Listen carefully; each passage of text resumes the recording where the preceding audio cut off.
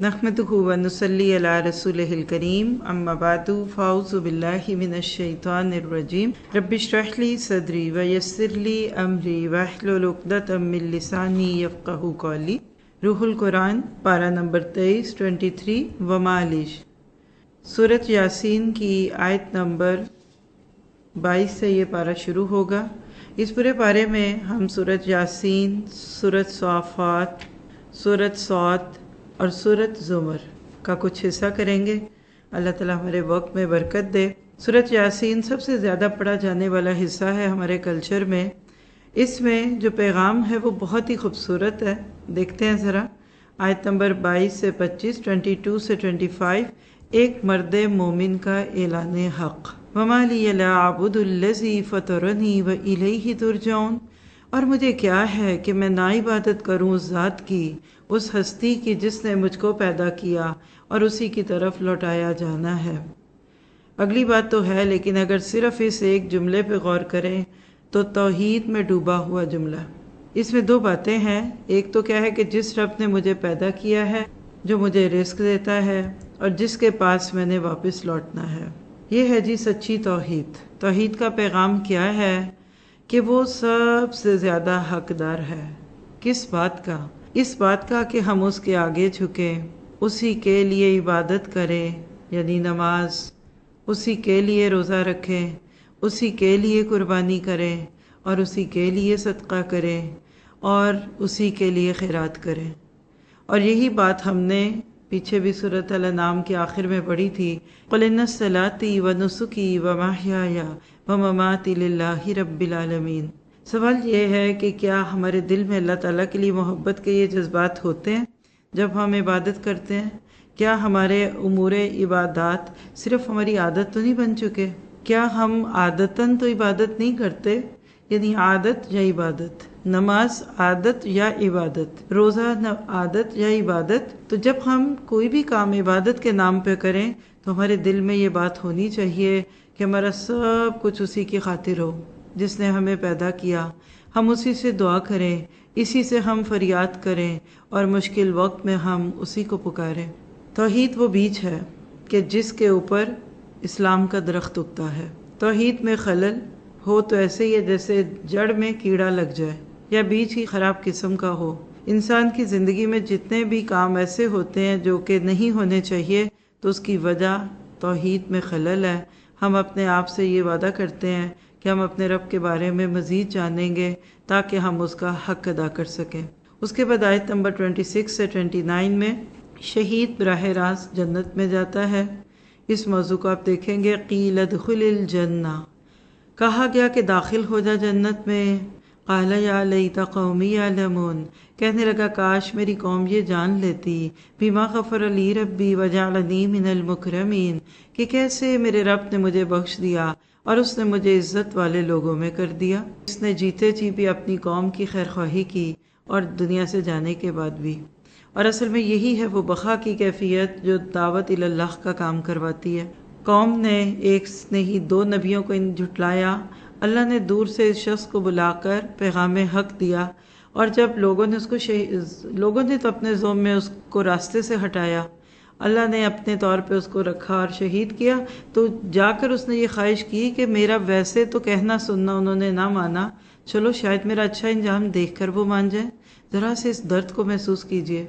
आप किसी काम के बाद कोई बहुत अच्छा नतीजा पाती हैं ना, तो फिर तो आपकी और भी तड़प बढ़ जाती है।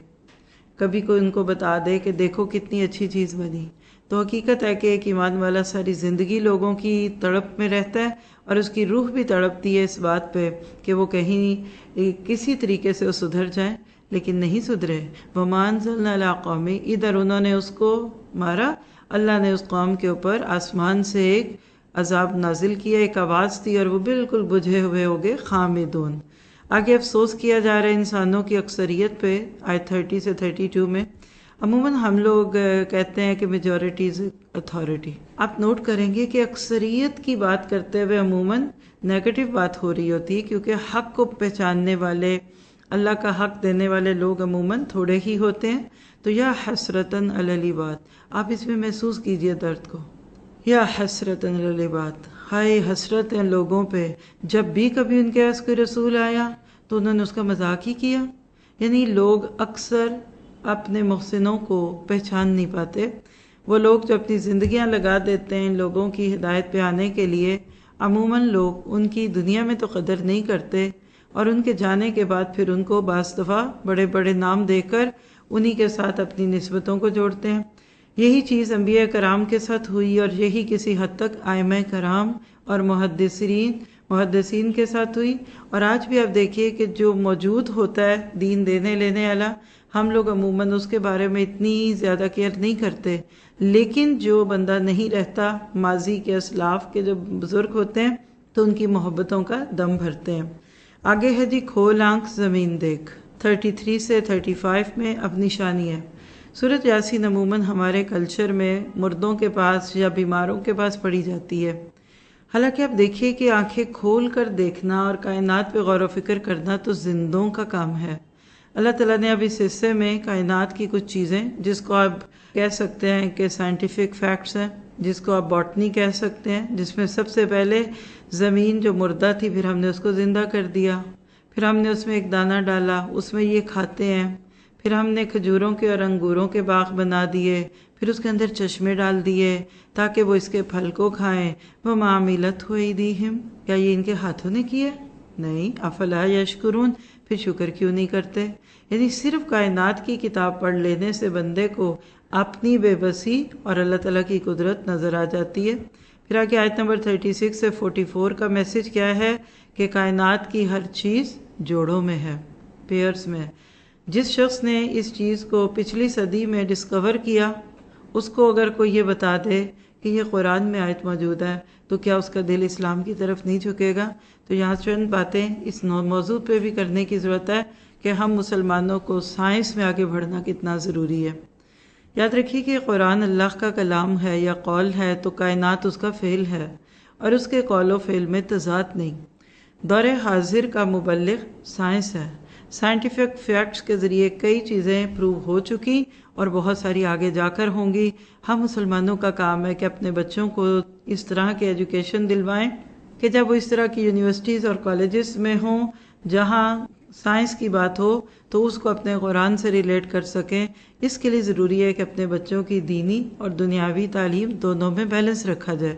پھر آگے انسانوں کی محرومی اور ناشکری کا تذکرہ ہے، آیت 45 سے 50 میں وَإِذَا قِيلَ لَهُمُ اتَّقُوا مَا بَيْنَ أَيْدِيكُمْ وَمَا خَلْفَكُمْ لَعَلَّكُمْ تُرْحَمُونَ۔ یہاں تقوی اور رحم کو جوڑ دیا گیا۔ جو جتنا اللہ سے ڈرے گا نا اتنا اس پہ اللہ کا رحم ہوگا۔ لیکن لوگ عموماً کیا کرتے ہیں، جب بھی کوئی نشانی ان کے پاس ان کے رب کی نشانیوں میں سے آتی ہے منہ پھیر لیتے ہیں، چاہے وہ سیلاب کی نشانی ہو، زلزلے کی نشانی ہو، چند دن تک جاگے رہتے ہیں، مسجدیں بھی بھر جاتی ہیں، لیکن اس کے بعد پھر سب ادھر سے ادھر ہونے لگتا ہے۔ اور جب ان سے کہا جاتا ہے کہ خرچ کرو اس میں سے جو اللہ نے تم کو دیا، تو وہ لوگ جنہوں نے کفر کیا ایمان والوں کے بارے میں کہتے ہیں أَنُطْعِمُ مَن لَوْ يَشَاءُ اللَّهُ أَطْعَمَهُ۔ اس جملے کو ہائی لائٹ کر لیجئے، کیا ہم ان کو کھلائیں جن کو اگر اللہ چاہتا تو خود کھلا لیتا؟ نہیں ہے وہ مگر کھلی گمراہی میں۔ کیا پتہ چلا کہ دل میں بخل ہے، دل اپنا نہیں چاہ رہا، اور نام کیا لے رہے ہیں کہ چونکہ اللہ نے نہیں ان کو دیا تو پھر ہم کیوں دیں۔ وَيَقُولُونَ مَتَىٰ هَٰذَا الْوَعْدُ، اور کہتے ہیں کب ہوگا یہ وعدہ اگر ہو تم سچے۔ آ کے یہ پوچھا کرتے تھے قیامت کب آئے گی، عذاب کب آئے گا، کیوں بھئی کہ یہ بہت اچھی چیز ہے جس کا آپ انتظار کر رہے ہیں۔ کہ جب وہ آئے گی مَا يَنظُرُونَ إِلَّا صَيْحَةً وَاحِدَةً، اچانک آ جائے گی، پھر پکڑ لے گی ان کو، اور وہ آپس میں جھگڑ ہی رہے ہوں گے، جھگڑوں میں ہی ہوں گے، بحثوں میں ہی ہوں گے۔ ہاں جب ان کی موت یا پھر اصل قیامت آ جائے گی فَلَا يَسْتَطِيعُونَ تَوْصِيَةً، وصیت کرنے کا بھی حق نہیں رکھ پائیں گے، وصیت کرنے کی بھی مہلت نہیں ملے گی۔ وَلَا إِلَىٰ أَهْلِهِمْ يَرْجِعُونَ، اور پھر تو یہ اپنے گھر والوں کی طرف لوٹ کے بھی نہیں جائیں گے۔ یعنی کبھی کوئی سفر میں ہو سکتا ہے، کوئی کاروبار پہ ہوگا، کوئی اسکول میں ہوگا، جب موت آئے گی تو یہ اس موت سے بچ نہیں سکیں گے۔ تو پتہ کیا چلا کہ یہ پوچھنے کی بجائے کہ قیامت کب آئے گی، موت کب آئے گی، اس کی تیاری کرنے کی ضرورت ہے۔ پھر آگے قیامت کے دن جی اٹھنے کا منظر ہے، آیت نمبر 51 سے 54 میں وَنُفِخَ فِي الصُّورِ، اور پھونک دیا جائے گا سور میں، پھر وہ اپنی پرانی قبروں میں سے نکلیں گے اور اپنے رب کی طرف ایسے بھاگیں گے جیسے کوئی ڈوری کھل جائے اور موتی پہ موتی گرے۔ ینسلون، یہ وہی لفظ ہے جس سے لفظ نسل بھی ہے نا، ایک کے بعد ایک، ایک کے بعد ایک، یعنی قبریں کھلتی جائیں گی اور وہ نکلتے جائیں گے۔ قالوا یا ویلنا من بعثنا من مرقدنا، وہ کہیں گے ہائے افسوس ہم پہ، کس نے ہمیں ہماری قبروں میں سے نکال دیا، بلکہ یہاں لفظ مرقد آیا ہے، ہماری آرام گاہوں سے، ہماری خواب گاہوں سے کہا جائے گا ھذا ما وعد الرحمن، یہ ہے وہ جس کا وعدہ کیا تھا رحمان نے، وصدق المرسلون، اور سچ کہا تھا رسولوں میں۔ یعنی رسولوں کی زندگی میں تمہیں بات سمجھ نہیں آتی تھی، آج تم سمجھ جاؤ گے کہ وہ باتیں ساری سچی تھی۔ اور کیسے آئے گی قیامت؟ ان کانت اللہ صیحۃ واحدہ، یہ تو یک بارگی ہوگی، پھر وہ سارے ہمارے سامنے جمع کر کے حاضر کر دیے جائیں گے۔ فَالْيَوْمَ لَا تُظْلَمُ نَفْسٌ شَيْئًا، بس آج کے دن نہیں ظلم کیا جائے گا کسی نفس پہ کچھ بھی، اور نہیں تم جزا دیے جاؤ گے مگر اسی کی جو تم عمل کرتے تھے۔ تو تصور میں لائیے ذرا کیسا منظر ہوگا، کیسے قبروں پہ قبریں پھٹتی جا رہی ہیں اور لوگ اپنے حساب کے لیے موجود ہیں۔ آگے جا کے انجام دیکھیے، اہل جنت کی نعمتیں 55 سے 58۔ ان اصحاب الجنت اليوم فی شغل فاکہون، بے شک جنتی تو آج کے دن مشغلوں میں ہوں گے، خوشیاں کر رہے ہوں گے۔ کیسے؟ ہم وازواجہم فی ظلال علی الارائک متکئون، وہ اور ان کی بیویاں تختوں پہ تکیہ لگائے بیٹھے ہوں گے، ان کے لیے اس میں ہر طرح کے میوے ہوں گے، اور جو کچھ وہ آرڈر کریں گے وَلَهُم مَا يَدَّعُونَ، جس کو وہ پکاریں گے یعنی جو وہ مانگیں گے ان کو مل جائے گا۔ اور سب سے بڑی نعمت سلام قولا من رب الرحیم، سلام ہے اس رب رحیم کی طرف سے۔ جنت کی ساری نعمتوں میں سب سے بڑی نعمت اللہ کی رضا، اللہ کا دیدار اور اللہ کا سلام۔ کیا کسی ریزورٹ کا سین نہیں لگ رہا؟ دنیا میں تو ہو سکتا ہے کسی کپل کو ساری زندگی موقع نہ ملا کہ کسی بڑی خوبصورت جگہ پہ جا کر چند دن تنہائی میں کائنات پہ غور و فکر کریں، دیکھیں، لیکن جنت میں جا کر ملے گا۔ اس سے پتہ چلتا ہے کہ جوڑے، کپلز، ان کی بڑی اہمیت ہے دنیا میں بھی اور آخرت میں بھی۔ آپ دیکھیے اتنی بڑی جنت، اور اللہ تعالیٰ شروع پارے سے ہم دیکھ رہے ہیں کہ اس میں کیا ہوں گے؟ ازواج مطہرہ تن۔ آپ کے میرے لیے اس میں عمل کیا ہے؟ اپنے اسپاؤس کو ساتھ لے کر چلیے۔ آپ خاتون ہیں، آپ کے شوہر آپ کے اچھے کاموں میں، آپ کے معاملات میں ساتھ ہونے چاہیے۔ اگر آپ مرد ہیں تو آپ کی بیوی۔ کبھی کبھی ہم اپوزٹ ایجز پہ چلنا شروع ہو جاتے ہیں، تو آپ گاڑی کے دو پہیوں کو سامنے رکھیے، دونوں سیدھے ہوں، الائنمنٹ ہو، ایک ہی رخ میں جائیں گے تو گاڑی سموتھ چلے گی۔ ایک ویل جو ہے وہ رائٹ پہ مڑنا چاہتا ہے، دوسرا لیفٹ پہ، تو بے سکونی ہوگی۔ تو گھروں میں بے سکونی نہیں ہونی چاہیے۔ یہاں سے ایک آپ کو عمل کا نقطہ ملتا ہے، بلکہ کہہ لیجئے کہ دنیا جنت بن جاتی ہے اگر انسان اللہ کی رضا کے مطابق اپنے گھر والوں کو ساتھ لے کر چلے۔ پھر آگے مجرموں کا برا انجام ہے، کیونکہ قیامت کے بعد دو میں سے ایک انجام تو بہرحال ہونا ہے۔ آیت 59 سے 65 ہے، وَامْتَازُوا الْيَوْمَ أَيُّهَا الْمُجْرِمُونَ، چھٹ جاؤ آج کے دن اے مجرموں۔ پورے قرآن میں آپ کو یہ انداز کہیں اور نہیں ملے گا، ایھا المجرمون۔ ہر جگہ کیا آ رہا ہے؟ یا ایھا الذین آمنوا، یا ایھا الناس، لیکن وہاں کہا جا رہا ہے الگ ہو جاؤ، چھٹ جاؤ۔ دنیا میں شوہر نیک ہے، بیوی ایسی نہیں، دوسری طرف دیکھیں تو بیوی نیک ہے تو شوہر ایسے نہیں۔ ایک ہی چھت کے نیچے کوئی متقی ہے تو کوئی اللہ سے نہیں ڈرتا، لیکن قیامت کے دن یہ ساری باتیں ختم ہو جائیں گی۔ Everybody will be exposed، ہر ایک اپنی اصل پہ آ جائے گا۔ آپ دیکھیے کئی دفعہ رشتے ہوتے ہیں، پوچھے کیوں کیا ہے؟ وہ کہتے ہیں وہ حاجی صاحب کا بیٹا ہے۔ ادھر کیوں کیا ہے؟ وہ میری دینی دوست کی بیٹی ہے۔ کبھی بچوں کو ماں باپ کی وجہ سے، کبھی ماں باپ کو بچوں کی وجہ سے، شوہر کو بیوی، بیوی کو شوہر کی وجہ سے عزت مل جاتی ہے۔ قیامت کے دن ایسا نہیں ہوگا۔ ہم سب کو اپنی اصل پہ آنا پڑے گا، اور پھر وہاں جا کر وہ عہد یاد کرایا جا رہا ہے، الم اعہد الیکم یا بنی آدم، کیا ہم نے آپ سے عہد نہیں کیا تھا آدم کے بچوں کہ تم نہیں عبادت کرو گے شیطان کی، کیونکہ وہ تمہارا کھلا دشمن ہے، اور یہ کہ تم میری عبادت کرو گے یہ راستہ ہے سیدھا، اور بے شک اس نے تم میں سے بہت بڑی مخلوق کو بھٹکا دیا کیا پھر تم عقل نہیں رکھتے؟ اب ذرا ایک ایک سوال کی شدت محسوس کیجئے، وعدہ الس کی طرف اشارہ ہے۔ ہم میں سے کون کہتا ہے کہ وہ عبادت کرتا ہے شیطان کی؟ وہ تو کوئی آٹے میں نمک کے برابر گروہ ہوں گے، سیٹینک ورسز والے، ڈیول ورشپر کہلانے والے، امریکہ کی ایک اسٹیٹ میں بیٹھے ہوئے، یا چلے ان کا کوئی نیٹ ورک بھی ہوگا، لیکن یہاں شیطان کی عبادت کی بات کیوں کہ گئی؟ یہاں لفظ عبادت کا وہ مفہوم سمجھیے کہ عبادت میں صرف نماز روزہ سجدہ نہیں آتا، اطاعت بھی آتی ہے، بندگی، غلامی۔ جب تک ہم اپنے اعمال میں، اپنے معاملات میں شیطانی کام نہیں نکالتے، ان کو نہیں چھوڑتے، عبادت کا حق ادا نہیں ہوتا۔ خیر، ایک برا انجام ان کے سامنے ہے، کیا؟ ھذہ جہنم التی کنتم توعدون، یہ ہے وہ جہنم جس کے تمہیں وعدے دیے جاتے تھے، اصلوھا الیوم، داخل ہو جاؤ اس میں آج کے دن، بما کنتم تکفرون، وجہ یہ ہے کہ تم کفر کرتے تھے، تم نہ شکریاں کرتے تھے۔ اب اتنا کچھ سن کے ہوگا کیا؟ اب کیسے اپنی بے گناہی ثابت کریں؟ وہ کچھ بولیں گے، اللہ کہتے نہیں، الیوم نختم علی افواہہم وتکلمنا ایدیہم، آج کے دن ہم ان کے منہوں پہ مہر لگا دیں گے اور ہم سے کلام کریں گے ان کے ہاتھ، اور گواہی دیں گے ان کے پاؤں، کس بات کی؟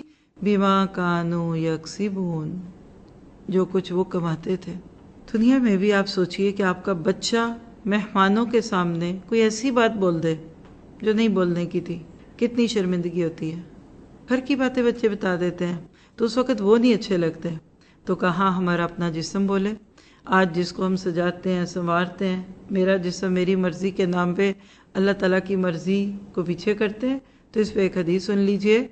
مسند احمد کی روایت ہے 13160، عقبہ بن عامر رضی اللہ عنہ راوی ہیں، رسول اللہ صلی اللہ علیہ وسلم نے فرمایا، قیامت کے دن جب انسانوں کے منہوں پر مہر لگا دی جائے گی تو سب سے پہلے انسان کی بائیں یعنی لیفٹ ٹانگ کی ران کی ہڈی بول کر انسان کے اعمال بیان کر کے اس کے خلاف گواہی دے گی۔ حکمت سمجھیے، کیسے انسان اپنے جسم کے کٹہرے میں کھڑا ہوگا۔ تو بات یہ ہے کہ آج آپ اور میں اپنے جسم کو بچاتے ہیں نا، پسینہ نہ آ جائے، گرمی نہ لگ جائے، پیدل نہ چلنا پڑے، روزہ نہیں رکھ رہے، مجھے بلڈ پریشر ہے، میری شوگر لو نہ ہو، اور یہ ہے اور وہ، تو بچا بچا کے نہ رکھ اسے، تیرا آئینہ ہے وہ آئینہ کہ شکستہ ہو تو عزیز تر ہے نگاہ آئینہ ساز میں۔ اس جسم کو جتنا گھلا سکتے ہیں گھلا لیجئے۔ ہمارے بڑے کہتے تھے اس کو استعمال کر لو، بعد میں یہ قبر میں کیڑوں نے کھانا۔ آج ہمارے ارد گرد کا جو کلچر ہے وہ روح سے زیادہ جسم کے تقاضے پورے کرتا ہے، تو یہ تو ایک دن جانا ہے، تو اللہ کے راستے میں ٹوٹ جائیے، اپنے آپ کو گرا کر توڑ کر پھوڑ کر اللہ کی مرضی کا بنانا ہے۔ اسی لیے پھر آگے انسان کی بے بسی کا تذکرہ ہے 66 سے 68 میں، وَلَوْ نَشَاءُ لَطَمَسْنَا عَلَىٰ أَعْيُنِهِمْ، اور اگر ہم چاہتے تو ان کی آنکھوں کو طمس کر دیتے۔ اور طمس کیا ہوتا ہے آپ کو پتہ ہے؟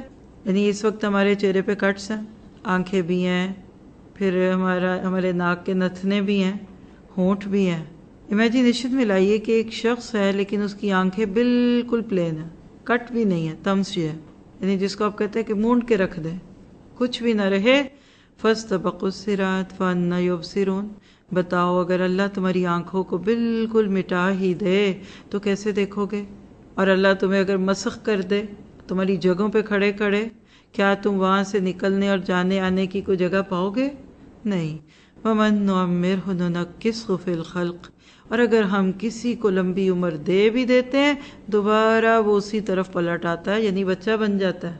افلا یعقلون، کیا پس عقل نہیں رکھتے؟ تو کتنا ہے بے بس انسان۔ آپ دیکھیے دنیا میں آتا ہے تو بے بس، اپنا درد یا اپنی تکلیف نہیں بتا سکتا، اپنی گندگی کو صاف نہیں کر سکتا، کروٹ نہیں پلٹ سکتا، پھر آہستہ آہستہ اللہ تعالیٰ اس کو ذرا سا مضبوط کرتے ہیں، طاقت آتی، پھر اشد آ جاتی، جوانی، پھر کہتے میرے جیسا کون، اور دوبارہ پھر ارذل العمر ننکسہ فی الحلق۔ پیچھے سورہ فاطر میں پڑھ کر آئے ہیں، اللہ تعالیٰ انسان کو کہتے ہیں کہ تمہیں دوبارہ بچہ بنا دیتا ہوں۔ تو اتنا بے بس انسان اللہ کے بس سے کیسے دور بھاگتا ہے؟ اسی لیے پھر آگے اللہ کی کتاب کی بات ہے، آیت 69 سے 70، یہ کتاب صرف زندہ لوگوں کو فائدہ دے گی۔ وَمَا عَلَّمْنَاهُ الشِّعْرَ وَمَا يَنبَغِي لَهُ، ہم نے تو ان کو شعر نہیں سکھائے اور نہ یہ ان کو سجتا ہے، ان کو سوٹ نہیں کرتا، یہ تو ایک نصیحت ہے اور کچھ نہیں مگر نصیحت۔ اور قرآن نے بیان کرنے والا کیوں آیا ہے یہ قرآن؟ لِيُنذِرَ مَنْ كَانَ حَيًّا، یہ ہے جملہ، تاکہ یہ ڈرائے ہر اس کو جو زندہ ہے، وَيَحِقَّ الْقَوْلُ عَلَى الْكَافِرِينَ، اور کافروں پہ اتمام حجت ہو جائے۔ کیا پتہ چلا؟ اللہ کے نبی صلی اللہ علیہ وسلم شاعر نہیں تھے۔ دیکھیں شاعری پہ پیچھے بات ہوئی نا سورۃ شورى میں، لیکن یہاں بس اتنا سمجھے قرآن کا ایک اپنا اثر ہے۔ دنیاوی کلام چاہے وہ شاعری ہو کہ نثر ہو، وقتی طور پہ انسان متاثر ہوتا ہے، پھر آہستہ آہستہ یوزڈ ہو جاتا ہے۔ ایک گانا کتنا بھی کسی کو پسند ہو، پہلی دفعہ سنے، دوسری تیسری، 3-4 دفعہ کے بعد دل بھر جائے گا۔ کیا اس قرآن سے ہمارا دل بھرتا ہے؟ یہ دلوں پہ اترنے والی بات ہے۔ یہ کتاب فائدہ دیتی ہے ان لوگوں کو جو روحانی طور پہ زندہ ہوتے ہیں، تو لہٰذا تم اللہ سے دور نہ بھاگو، کیونکہ اللہ کے سوا کوئی کام نہیں آ سکتا۔ آیت 71 سے 75، اولم یروا انا خلقنا لہم، کیا پس نہیں وہ دیکھتے کہ ہم نے ان کے لیے پیدا کیا؟ اب یہاں سے پھر کچھ چیزوں کی طرف توجہ دلائی جا رہی ہے جو ہمارے ارد گرد پھرتی ہیں، یعنی جانور، چوپائے، کیٹلز، تم ان پہ بیٹھتے ہو، تم ان کا گوشت کھاتے ہو، تمہارے لیے اس میں اور بھی فائدے ہیں، اور تم ان کا دودھ بھی پیتے ہو۔ افلا یشکرون، صرف کچن میں کھڑی ہے ایک خاتون خانہ، یعنی کسی ریڑھی کے پاس کھڑا ہو کے فروٹ خریدنے والا مرد اللہ کو پا سکتا ہے۔ فروٹ چاٹ آپ کو مجھے اللہ تعالیٰ کے وجود کا احساس دلا سکتی ہے، تو کیا پھر تم اللہ کے سوا کسی اور کو الہ بناتے ہو تاکہ تمہاری مدد کی جائے؟ نہ نہ نہ، لا یستطیعون نصرہم، وہ نہیں مدد کر سکتے تمہاری، کیونکہ وہ تو خود ایک ایسا لشکر ہے جن کو کل حاصر کیا جائے گا۔ تو پتہ کیا چلا کہ اس آسمان کے نیچے اور زمین کے اوپر شرک کے لیے ذرا سی بھی گنجائش نہیں ہے۔ پھر آگے اللہ تعالیٰ بوسیدہ ہڈیوں کو زندہ کر سکتا ہے۔ آیت 76 سے 80 میں یہ میسیج ہے، فَلَا يَحْزُنْكَ قَوْلُهُمْ۔ نبی صلی اللہ علیہ وسلم کا دل گھٹتا تھا، دکھتے تھے، لیکن دیکھیے غصہ نہیں کرتے تھے۔ یہ نہیں کہا کہ وَلَا يَغْضَبْ، آپ غضب ناک نہ ہوا کریں، غصہ نہ کریں۔ دکھ ہوتا ہے، اور سچے داعی دین کو لوگوں کو خیر کی طرف بلانے اور ان کی بے اتنائی پہ غصہ نہیں آتا، دکھ ہوتا ہے کہ یہ اتنی پیاری چیز سے محروم ہے۔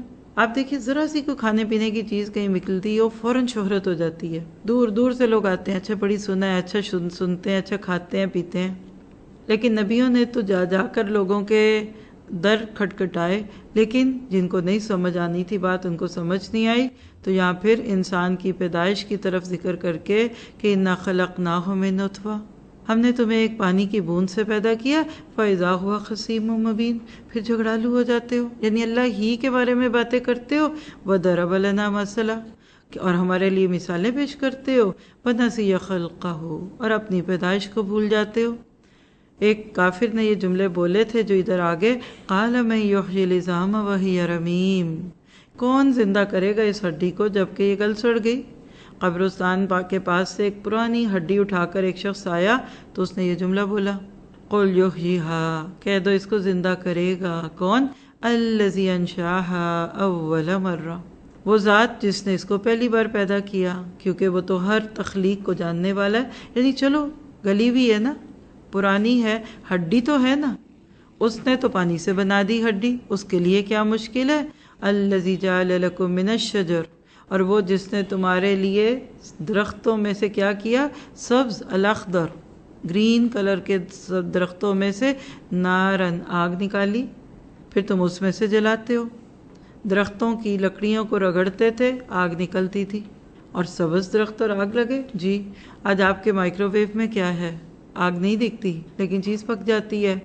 تو اللہ تعالیٰ کے لیے کچھ مشکل نہیں، اسی لیے آگے ہے کن فیکون، صاحب کن فیکون ہے 81 سے 83 میں، اولیس الذی خلق السماوات والارض، کیا وہ ذات جس نے آسمانوں اور زمین کو پیدا کیا بقادر، قادر نہیں ہے، علی ان یخلق مثلہم، کیا وہ ایسوں کو دوبارہ ایسے اور پیدا کر لے یا ان کو دوبارہ پیدا کر لے؟ بلا، کیوں نہیں، وہو الخلاق العلیم، وہ تو بہت اچھا تخلیق کرنے والا اور خوب ماہر ہے، جاننے والا ہے۔ انما امرہ اذا اراد شیئا، اس کا تو کام ہی یہ ہے کہ جب کسی چیز کا ارادہ فرما لیتا ہے، ان یقول لہ، پھر اس کے لیے کہتا ہے کن، بی ہو جا، فیکون وہ ہو جاتا ہے، بی ڈن، بی ڈن، ہو جا ہو جاتا ہے. تو لہٰذا فسبحان الذی بیدہ ملکوت کل شیء والیہ ترجعون، بس پاک ہے وہ ذات جس کے ہاتھوں میں بادشاہت ہے ہر چیز کی، اور وہ اسی کی طرف لوٹائے جائیں گے. تو خوبصورت سے پیغام پہ سورۃ یاسین پوری ہوتی ہے. آپ دیکھیے کہ اس سورت کو پڑھنے والوں نے اس میں کئی کمی بیشیاں کی. کوئی اس کو 5 مبینوں پہ یا 7 مبینوں پہ پڑھتا ہے، کوئی اپنے اپنے طور طریقوں پہ پڑھتے ہیں، اور کچھ بالکل سنت کے مطابق بھی پڑھتے ہیں. آپ کے میرے لیے اس سورت کا پیغام کیا ہے؟ اپنی موت کو یاد کرو، کیونکہ بہت اداس کرنے والی آیات تھی اس میں. آگے اب سورت صافات شروع ہو رہی ہے، جس میں 182 آیات ہیں، اور ان آیات میں تعلیمات وحی کا حاصل ہے. عقیدہ توحید پہلی 5 آیات، بڑی سمپل صورت ہے جس میں بڑے پیارے طریقے سے اللہ تعالیٰ کے ایک ہونے کو بھی ثابت کیا جا رہا ہے، اور مرنے کے بعد دوبارہ جی اٹھنے کی بھی بات ہو رہی ہے. والصافات صفا، فرشتوں کی قسمیں ہیں، یعنی یہاں والصافات صفا، فالزاجرات زجرا، فالتالیات ذکرا، یہ 3 صفات ہیں فرشتوں کی کہ اتنی بڑی مخلوق ہے اور وہ اللہ کے حکم پہ کیسے چلتی ہے. اور جواب قسم کیا ہے؟ ان الہکم لواحد، تمہارا الہ ایک ہے اور وہ اکیلا ہے، آسمان و زمین کا رب ہے، اور جو ان دونوں کے بیچ میں ہے، اور وہ دونوں مشرقوں کا رب ہے. تو والصافات صفا، تھوڑا سا اس پہ غور کیجیے. نماز کی صفوں کی طرح فرشتوں کی صفیں ہیں، حدیث سے پتہ چلتا ہے. ہمارا دین آرگنائز دین ہے. آپ دیکھیے کہ ابھی تو ہم سورۃ صافات پڑھ رہے ہیں نا، جمع کا صیغہ ہے، تو آگے جا کر 28ویں پارے میں سورۃ صف بھی پڑھیں گے روز. کیا امت مسلمہ اتنی آرگنائزڈ ہے کہ دن میں 5 بار اس کو کندھے سے کندھا اور پاؤں سے پاؤں جوڑ کر کھڑا کر دیا جائے. اصل بات کیا ہے کہ دلوں کی درستگی کا انحصار صفوں کی درستگی پہ ہے. اللہ کے نبی نے بہت ہی پیاری نصیحت فرمائی تھی. سنن نبی داؤد کی روایت ہے 664 میں، برا بن عازب سے یہ روایت ہمیں ملتی ہے کہ اللہ کے نبی صفوں کے درمیان ایک طرف سے دوسری طرف کو چلتے جاتے، یعنی جیسے رو کے بیچ میں جو جگہ نا اس میں سے آپ واک تھرو کرتے، پھر آپ ہمارے سینوں اور کندھوں پر ہاتھ پھیرتے، یعنی ان کو اسٹریٹ کرتے، اور فرماتے آگے پیچھے مت ہو. کبھی کبھی نماز میں آپ دیکھتے ہیں نا، کوئی آگے یا کوئی پیچھے، اور اللہ معاف کرے، اللہ ہماری امت کی اصلاح فرمائے، کوئی کرسی رکھ لیتا ہے، کوئی اپنا بیگ رکھ لیتا ہے، ٹوٹی ہوئی صفیں. اتنی محنت سے لوگ شب بیداریوں پہ آتے ہیں، ساری رات جاگتے ہیں، جس کو جو جگہ پسند ہے وہ وہاں بیٹھ گیا. ادھر اس نے بوتل رکھ لی پانی کی، ادھر اس نے بیگ رکھ لیا، اب جائیے آپ. میں سوچتی ہوں کہ بغیر شعور کے نیکیاں کرنا کتنا کو فائدہ دیتا ہوگا. تو یاد رکھیے یہ جو صفیں ہیں نا، یہ کوئی ایسی کھیل نہیں ہے، یہ امت مسلمہ کے دلوں کو جوڑنا ہے. آپ نے فرمایا کہ تم اپنے آپ کو ایک دوسرے کے ساتھ رکھا کرو، آگے پیچھے مت ہو، ورنہ تمہارے دلوں میں بھی اختلاف آ جائے گا. آ جائے وہ اختلاف، ہر بندہ دوسرے سے نالا ہی دکھتا ہے الا ماشاء اللہ. اور آپ فرمایا کرتے تھے اللہ عز و جل پہلی صفوں میں آنے والوں پر رحمت نازل کرتا ہے، اور فرشتے ان کے لیے دعائیں کرتے ہیں. تو اپنے بیٹوں کو، بھائیوں کو، شوہروں کو ایسی احادیث بتایا کریں کہ جائیے فرشتوں کی دعائیں لے آئیے. یہ کیوں کہتے ہیں آپ جاؤ نماز پڑھ کے آؤ؟ آج سے آپ یہ جملہ بولیں، چلیے فرشتوں کی دعائیں لینے چلتے ہیں، وہاں جا کر صف بندی کریں گے. پھر آگے وحی کی خصوصی حفاظت کا تذکرہ ہے آیت 6 سے 10 میں، اِنَّا زَيَّنَّا السَّمَاءَ الدُّنْيَا بِزِينَةِ الْكَوَاكِبِ، ہم نے آسمان دنیا کو مزین کیا ستاروں کے ذریعے.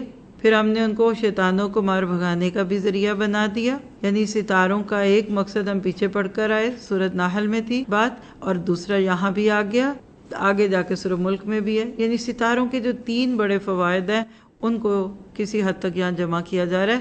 رات کے وقت یہ خوبصورت قندیلیں ہیں تاکہ کالا آسمان دیکھ کر انسانوں کے دل نہ پریشان ہو. شیطانوں کو مار بھگانے کا ذریعہ ہے کہ کہیں وحی کو نہ چک لیں. یہ نبی صلی اللہ علیہ وسلم پہ وحی کے نزول کے ساتھ کام شروع ہوا تھا، اور اسی طرح راستے دکھاتے ہیں، یہ ہم پیچھے پڑھ کے آئے ہیں. فرشتوں کے پاس جانے کی اور ان کی صفوں میں گھسنے کی کوشش کرتے ہیں شیاطین. مقصد کہ اللہ کی رضا لینا نہیں، سن گن لینا، باتیں کیا ہو رہی ہیں ذرا دیکھے تو صحیح. اللہ کہتے ہیں نہیں، اوپر سے شہاب ثاقب پڑتا ہے ان پہ. یہ جو ہم کہتے ہیں نا ستارہ ٹوٹا ہے، تو وہ اصل میں شعلہ پڑتا ہے کہ تم اور اوپر نہیں جاتے. اور یہ سب وحی کی حفاظت ہے. سورہ ہجر میں پڑھا نا، انا نحن نزلنا ذکر و انا لہ لحافظون. تو دیکھیے کوئی بھی بڑی اہم شخصیت شہر میں آنی ہو نا تو راستے بلاک، شارع فیصل بند، ادھر سے ادھر ہٹو بچو، کیونکہ ان کی جان کو خطرہ ہے، کوئی کچھ کر نہ دے. تو یہ قرآن، اس کی حفاظت اس سے بہت زیادہ ہے.